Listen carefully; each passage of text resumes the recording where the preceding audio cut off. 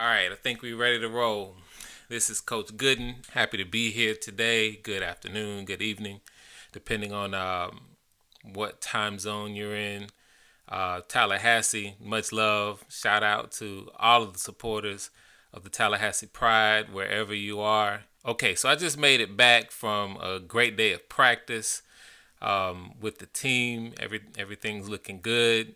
I wanted to go ahead and do this press release to get some things out to the media. So let's get right into it. First, let me start out by talking about our week one performance against the Baltimore Crabs. I think that the team came out sharp. You could really tell they were ready to go. We did have some Golden Paw Awards for week one performances. And we do this every week. We only give out 3 Golden Paw Awards, but we wanted to give these out to players who really stood out, showed through their play that they can be some high performance. They can be some high performers on the team. So, without further ado, I want to recognize Christian Christensen, 4 touchdowns and no interceptions. Big play, a way to take care of the ball. You can tell that you were paying attention, and especially being a rookie in this league, I mean, welcome to the SFL. You're showing that you belong, and we want you to keep up that play. J. Calvin Kim, what can I say about him?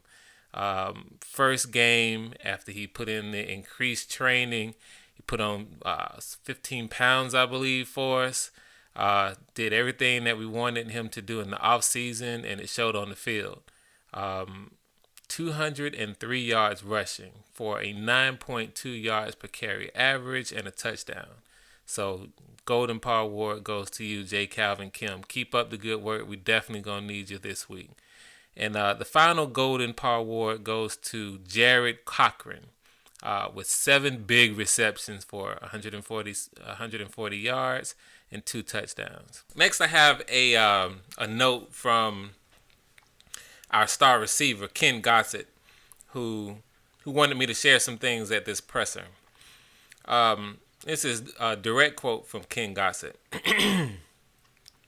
It's an absolute dream come true to take the SFL gridiron with Christian Christensen, my best friend since 3rd grade. And I'm ecstatic that I caught his first touchdown. No doubt the first of many. A little frustrating to have let the Crabs back in the game toward the end, but to grab a road win in Baltimore, no less, is huge. Not only to get the 1-0 next to our name, but also for some confidence heading into our home opener against the defending champs.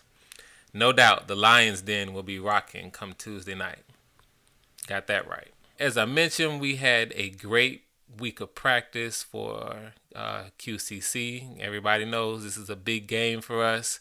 We all know the history. I'm not even going to revisit it. Just know that we're motivated to have Queen City coming to the Lions Den, and we ready for it. We think we're ready.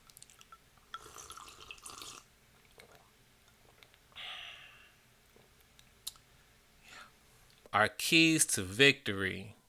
We just have a couple. Kyle Walsh is a beast for Queen City.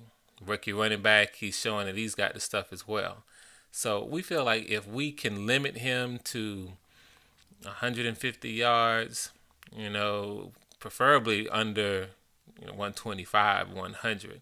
But if we can limit him to under 150, then I think we stand a really good chance of winning this game.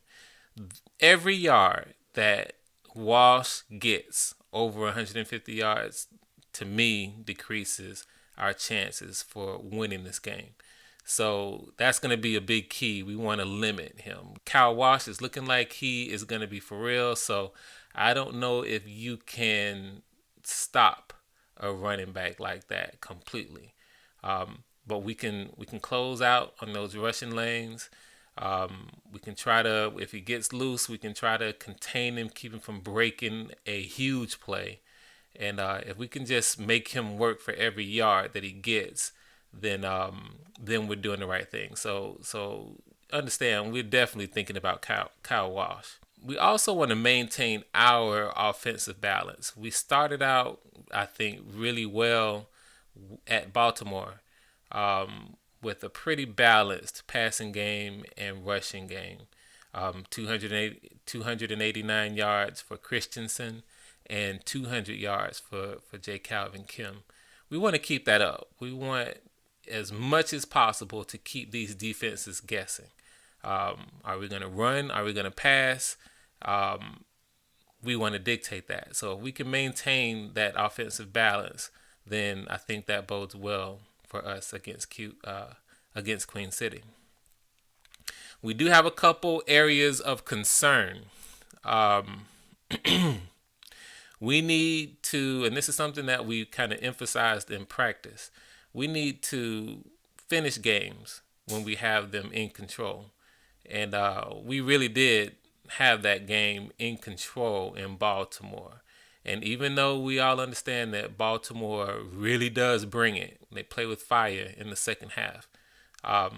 Still, we gotta elevate our game enough to make sure that we don't give teams that chance to feel like they can come back, to feel like they have a chance against us if we have been dominating the game for 3 quarters. And half of 4. We also need to focus more on defending passes, especially that contributed especially at the end of the fourth quarter with Baltimore. We let them get loose, so we gotta limit that. We need to we got our secondary concentrating and focusing on their keys. And as soon as that quarterback lets the ball go, we have them. We want them to react and get a hand up and get some more batted balls. So I made a couple notes here on what we see in this Queen City Corsairs team.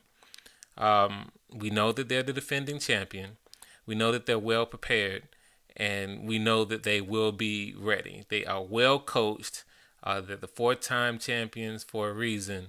And so we cannot get away with expecting somehow that they're going to come and not attempt to play an inspired game against us.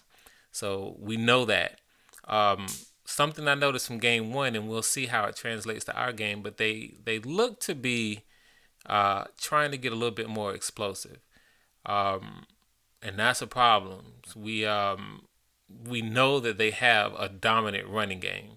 So if they want to sort of key on that more than they have, they usually relied on their explosive games to come from their running game.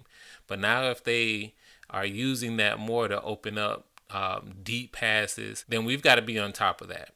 In studying game film, it appears that they get a lot out of their base nickel defense. So they definitely, with a nickel defense, contained a running team. Now we understand that St. Louis being a new team with a rookie head coach, some of that is, you might say, comes from a little bit of lack of experience and getting acclimated to the SFL game. But still, we saw a base nickel defense that, for the most part, handled what looks to be a strong rushing attack from St. Louis. So that means that we have to really probe them and probe that nickel D. So, we know that we're going to try some things inside, and if that looks like we can get some rushing lanes inside and some nice yardage inside, then we'll take that. If they shut that down, we're going to try the edges. In our passing game, we definitely want to see if we can't key on our deep outside passing, and we also want to see if we can test the short middle game, the short middle area with our passing game, because with that nickel they only have 2 linebackers, and that's a lot of responsibility that you're asking for those linebackers to be on, to react well to the run, but at the same time be on guard for passes coming up that middle. So that's what kind of team Queen City looks to be right now. So that's what we're preparing for. We're going to see if they are who we think they are.